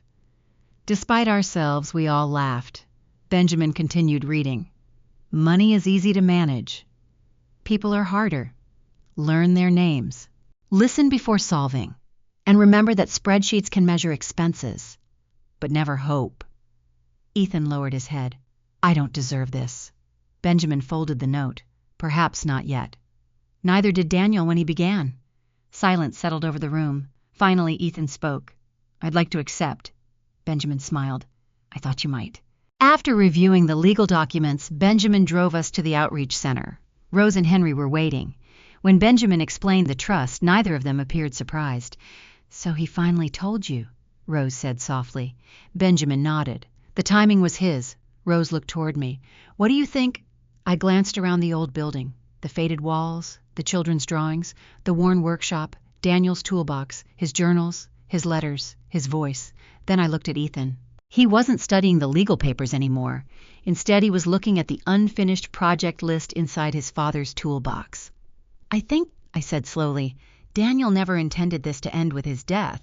Henry smiled. No, he intended it to begin again. Ethan carefully picked up the project list. I'd like to start with Mrs. Collins's wheelchair ramp. Rose laughed warmly. Why that one? Because Dad wrote it first. Henry clapped him gently on the shoulder. Then let's go meet Mrs. Collins. As we prepared to leave, I looked toward the old entrance where Rose had first handed me the mysterious brass key after Daniel's funeral. Only a week earlier, I had believed that key unlocked a secret. Now I understood. It had never unlocked a locker. It had unlocked a life I had never known existed, and perhaps even more importantly, it had unlocked the beginning of my son's transformation. 3 weeks later, I stood in front of Mrs. Evelyn Collins's small white bungalow on the east side of Columbus. The wooden wheelchair ramp leading to her front porch had become so unstable that several boards bent under the slightest weight. Daniel had written her name first on his unfinished project list. Now Ethan was kneeling beside the ramp with a cordless drill in one hand and a measuring tape clipped to his belt. I watched him for a moment without saying anything. He reminded me so much of his father that it almost took my breath away, not because they looked alike, because of the way he concentrated. Completely. Quietly. Without needing anyone to notice. Henry walked over carrying 2 pressure-treated boards. Ready? Ethan smiled. Let's do it. Mrs. Collins insisted on making lemonade for everyone, even though we repeatedly told her to stay inside and rest. I'm 93, she announced proudly. If I can still squeeze lemons, then I can still contribute. Rose laughed. We've learned not to argue with her. Neither had Daniel, apparently. According to Henry, every volunteer who had ever visited Mrs. Collins eventually gave up trying to stop her from helping. She considered hospitality her contribution. As Ethan carefully removed the damaged boards, Mrs. Collins looked at me. You must be Ruth. Yes? She smiled warmly. I've wanted to meet you for years. I blinked. You knew who I was. Oh, my dear. Daniel talked about you constantly. My heart tightened. He did. He said you made the best peach pie in Ohio. I laughed through unexpected tears. That sounds like him. He also said your garden could make professional landscapers jealous. I shook my head. He exaggerated. Mrs. Collins smiled knowingly. No, he adored you. Those simple words stayed with me for the rest of the afternoon. By early evening, the new ramp was finished. Ethan slowly pushed Mrs. Collins' wheelchair down the gentle slope to test it. She clapped her hands. Smooth as butter. Henry grinned. Good enough. It's perfect. Mrs. Collins reached for her purse. Now, how much do I owe? Without missing a beat, Ethan smiled exactly the way Daniel used to. You owe us one promise. She narrowed her eyes playfully. What kind of promise? When someone else needs help, and you're able to encourage them, do that, Mrs. Collins laughed. That's exactly what your father always said. She gently squeezed Ethan's hand. You sound just like him. I caught the surprised look on Ethan's face. For a brief second, he looked almost embarrassed. Then something changed. He smiled, not with pride, with gratitude. Over the following months, the Quiet Hands Network slowly became part of my daily life. Every Tuesday morning, Rose and I reviewed requests that arrived through local churches, schools, and community organizations. Henry coordinated volunteers. Benjamin quietly handled legal paperwork and trust finances. Ethan changed the most. Instead of simply writing checks, he insisted on meeting every family personally. At first, I worried he was doing too much. But one afternoon, he explained why. I finally understand something Dad used to say. What? If you never learn someone's story, you'll eventually mistake them for a problem instead of a person. I smiled. He really said that. He wrote it in one of his journals. That sounded exactly like Daniel. Autumn arrived. The old outreach center buzzed with quiet activity once again. Not because we officially reopened it. The building was still too expensive to restore completely. Instead, volunteers used it as a gathering place. Every Saturday morning, someone brewed coffee, people collected donated coats, students sorted school supplies, retired mechanics repaired bicycles, teachers organized tutoring sessions. No television cameras appeared, no newspaper reporters arrived. No social media announcements were posted, just people helping people, exactly as Daniel had wanted. One Saturday afternoon, Sarah finally visited. She had heard countless stories over the previous weeks, but hadn't yet seen the building herself. As Rose showed her the old classrooms, Sarah suddenly stopped in front of a bulletin board. Pinned to the center was a faded photograph of Daniel, surrounded by children decorating Christmas cookies. She smiled through tears. "I remember this day." "You do?" I asked. "I was 14. Dad told me he had an engineering conference." She laughed softly. "I secretly followed him on my bicycle." I stared at her. "You never told us. I thought he'd be angry." "What happened?" Sarah smiled. "He caught me. I expected him to send me home. Instead, he handed me an apron and asked if I knew how to frost cookies." Rose burst into laughter. "That was your first volunteer day?" Sarah nodded. "I've never forgotten it." For the first time, I realized Daniel hadn't completely hidden this part of his life from our children. He had simply allowed each of them to discover it in their own way. A few days before Christmas, Benjamin called an evening meeting of the trustees. We gathered around the same old folding table where I had first opened Daniel's letter. Benjamin placed several financial reports before us. The trust had an excellent year. Ethan looked surprised. "We spent more than ever." "We did." Benjamin smiled. But something unexpected happened. He slid another folder toward us. Inside were dozens of handwritten notes. "What are these anonymous donations?" Rose looked puzzled. "We never ask for donations." "I know," Benjamin nodded, "but apparently people who've been helped over the years have begun contributing." I slowly turned the pages. $20, $50, $100. Some donations were larger, others tiny. Each carried the same simple message. Someone once helped me. Now it's my turn. My eyes filled again. Daniel had been right. Kindness really did multiply. Henry leaned back in his chair. "I wish he could see this." Rose smiled gently. "I think he already does." No one laughed. Somehow we all understood exactly what she meant. On Christmas Eve, we gathered at the outreach center for a simple dinner. Nothing elaborate: soup, fresh bread, homemade pie. Volunteers and families sat together at long folding tables. Children laughed. Older neighbors exchanged stories. No one spoke about money. No one asked who had paid for the meal. They simply enjoyed being together. As everyone prepared to leave, Ethan quietly walked over to me. "I've been thinking." "About what?" "The toolbox," I smiled. "What about it?" "I don't think it belongs in storage anymore." "What do you want to do?" "I'd like to keep using it." I looked toward the old red toolbox sitting near the workshop door. Its paint was still chipped, its handle still worn smooth by Daniel's hands. "Your father would like that." Ethan nodded. "I think so too." He picked it up, not as an heirloom, as a tool, exactly as Daniel would have wanted. As I watched my son carry that battered red toolbox toward his truck, I realized something remarkable. Daniel's greatest inheritance had never been money. It wasn't even the trust. It was a way of seeing people. And that gift was finally passing from one generation to the next. 1 year later, I found myself standing beneath the same gray autumn sky outside the funeral home where this journey had begun. The maple trees lining the sidewalk had once again turned brilliant shades of gold and crimson. I held the familiar brass key tightly in my hand. Exactly 1 year earlier, I had stood in nearly the same spot after saying goodbye to Daniel, convinced that my life had ended alongside his. I couldn't have imagined how wrong I was. Grief had not ended my story. It had simply opened a different chapter. The Quiet Hands Network had continued to grow in ways none of us expected. The Burns Family Community Trust had funded wheelchair ramps, emergency home repairs, tutoring programs, medical equipment, and dozens of quiet acts of kindness across Ohio. Benjamin continued overseeing the legal work with his usual steady precision. Rose still coordinated volunteers every Tuesday morning. Henry refused to retire, insisting that broken things deserve another chance, a phrase he happily admitted he had borrowed from Daniel. And Ethan surprised all of us. He no longer measured success by quarterly reports or investment returns alone. Instead, every Friday afternoon he closed his office early, no exceptions. His clients eventually learned that those afternoons were unavailable. Most assumed he spent them with family. In a way, they were right. He spent them repairing porches, delivering groceries, installing smoke detectors, mentoring teenagers, and listening to lonely widowers who needed conversation more than advice. One evening I asked him whether his clients ever complained. He smiled. A few did. What happened? They left. Weren't you worried? No. Why not? He looked at Daniel's old toolbox sitting in the corner of his office. Dad finally taught me the difference between making a living and making a life. I hugged him that day longer than either of us expected.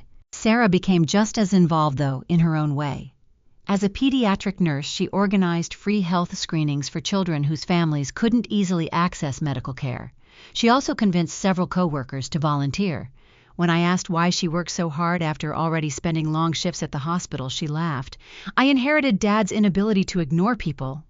I couldn't argue with that. The outreach center itself remained old. The roof still leaked during heavy rain. The paint still peeled from several walls. Yet somehow it had never felt more alive. Children again filled the classrooms on Saturday mornings. Volunteers repaired donated bicycles in the workshop. College students tutored teenagers preparing for graduation. Retired teachers helped adults earn GED certificates. The building no longer looked abandoned. It looked loved. One afternoon, Henry walked beside me through the hallway. "You know," he said thoughtfully, "Daniel would probably complain." I laughed. "About what?" "We finally put his picture on the wall." I looked toward the framed photograph hanging near the entrance. Daniel stood smiling beside a group of children holding backpacks. There was no plaque describing his accomplishments, only a small handwritten quote beneath the frame. "Help quietly, love generously, leave people stronger than you found them." "Do you think he'd object?" I asked. Henry grinned. "He'd pretend to, but secretly. He'd be proud of everyone except himself." That sounded exactly right. As the anniversary of Daniel's passing approached, Rose invited me to accompany her to another funeral, not for someone we knew personally. An elderly widow from a neighboring town had recently lost her husband. "He volunteered with us years ago," Rose explained, quietly, like Daniel. The funeral was small, simple. Family members gathered in quiet grief, just as mine had 12 months earlier. As people slowly began leaving the cemetery, I noticed the widow standing alone beside the freshly covered grave. She looked lost, not because she lacked family, because she no longer knew who she was without the man she'd loved for 50 years. I recognized that feeling instantly. Rose gently touched my arm. "It's your decision." I looked down at the brass key resting in my palm. For a year I had carried it everywhere, not because I still needed the locker. The locker had long since been emptied. I carried it because it reminded me that every ending could become the beginning of something meaningful. Now somehow I knew its journey with me was complete. I slowly walked toward the widow. She looked up with tired, tear-filled eyes. "I'm sorry," I said softly. She nodded. "So am I." For a moment neither of us spoke. Then I placed the brass key gently into her hand. She looked at it in confusion. "I don't understand." I smiled through tears. "I didn't either. Not at first." She turned the key over in her fingers. "What does it open?" I couldn't help smiling. A year earlier, I had asked Rose that exact same question. I answered exactly as she had answered me. "You're asking the wrong question." She frowned slightly. "I am, yes. The better question is, where this journey might lead." She looked at me uncertainly. "I don't know what you mean." "You don't have to. Not today." I reached into my purse and removed a folded piece of paper. On it I had written 3 names: Rose Harper, Henry Lawson, Benjamin Carter, along with a phone number. If one day you're ready, call them. They'll know what to do. The widow carefully folded the paper and placed it beside the key. "Why are you helping me?" I looked toward Daniel's grave in my memory, though it was miles away. "Because someone once helped me." She squeezed my hand. "Thank you." I gently shook my head. "No. One day, help someone else." She gave a small, confused smile. "I'll try." "I know you will." That evening, I returned home and sat on the back porch where Daniel and I had shared thousands of quiet sunsets. The garden bloomed just as he had always loved it. A gentle breeze carried the scent of roses across the yard. For the first time in many years, I no longer felt as though I were speaking into silence. I felt surrounded by everything Daniel had left behind. Not buildings, not money, not even memories. People. Lives forever connected through small acts of compassion. I finally understood why he had never wanted recognition. Recognition ends with applause. Kindness keeps traveling. If someone had told me a year earlier that a small brass key would lead me to the greatest inheritance of my life, I would have expected a fortune hidden inside a vault. Instead, it unlocked something infinitely more valuable. It showed me that love doesn't disappear when the people we cherish leave this world. Real love becomes action. It becomes generosity. It becomes forgiveness. It becomes hope carried forward by ordinary people making extraordinary choices, one quiet act at a time. And as the sun disappeared beyond the trees, I smiled, because somewhere I imagined Daniel smiling too. If this journey taught me anything, it is that the most meaningful legacies are rarely written into wills or stored inside bank vaults. They are built through everyday decisions to show kindness when no one is watching, to forgive when it is easier to resent, and to help others without expecting anything in return. We often spend our lives chasing achievements that can be counted, measured, or admired, but the people who truly change the world usually do so quietly. A repaired porch, a warm meal, a listening ear, a scholarship, or a simple act of compassion can ripple through generations in ways we may never witness. If you are fortunate enough to leave something behind, let it be more than possessions. Leave encouragement, leave integrity, leave hope, leave people stronger than you found them. Those are the gifts that never lose their value. Thank you for sharing this story with me. If it touched your heart, I'd love to hear your thoughts in the comments. Have you ever known someone whose quiet kindness changed another person's life? Don't forget to subscribe, and share this story with someone who may need a reminder that even the smallest act of love can become a lasting legacy.